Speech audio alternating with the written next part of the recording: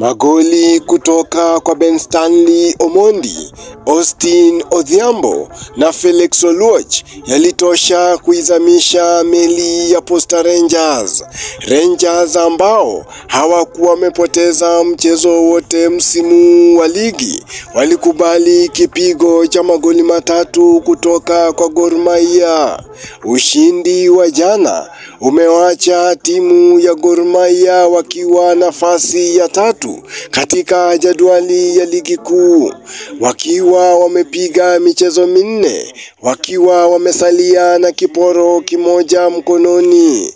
Nayo timu ya Posta Rangers inasalia katika nafasi ya kwanza kwa alama 10, wakiwa wamecheza mchezo moja zaidi ya Gor Mahia.